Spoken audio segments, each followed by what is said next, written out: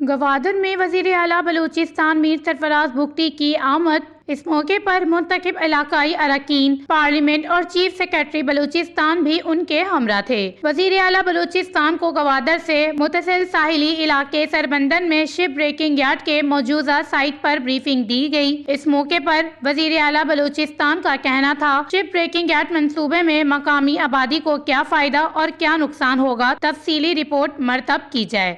کسی بھی منصوبے پر عمل درآمد سے قبل مقامی نمائندوں اور آبادی کو اعتماد میں لینا ضروری ہے۔ تمام پہلوؤں کا جائزہ لینے کے لیے کنسلٹنٹ کی خدمات حاصل کی جائیں۔ مقامی ماہی گیروں کے تحفظات دور کیے بغیر منصوبے پر عمل درآمد بے سود ہوگا۔ وزیر اعلیٰ کا مزید کہنا تھا کہ عام آدمی کو اعتماد دلانا ہوگا کہ شپ بریکنگ یارڈ سے مقامی لوگ متاثر نہیں ہوں گے۔ دیکھنا ہوگا کہ اس منصوبے سے عام آدمی کی زندگی میں کیا مثبت اثرات مرتب ہوں گے۔ انہوں نے کہا، عوامی مفاد کے برعکس کوئی فیصلہ نہیں کریں گے۔ کثیر الیکجہتی مشاورت کے بعد ہی حتمی فیصلہ لیا جائے گا۔ وزیر اعلیٰ بلوچستان نے ساحلی علاقوں میں غیر قانونی ٹرالنگ پر سخت برہمی کا اظہار کرتے ہوئے کہا، یہی صورتحال رہی تو آئندہ کچھ سالوں میں سمندری حیات معدوم ہو جائیں گی۔ غیر قانونی ٹرالنگ نے سمندری حیات کو تباہی کے دہانے پر پہنچا دیا ہے۔ غیر قانونی ٹرالنگ کو سختی سے روکنا ہوگا۔ وش نیوز، گوادر، بلوچستان۔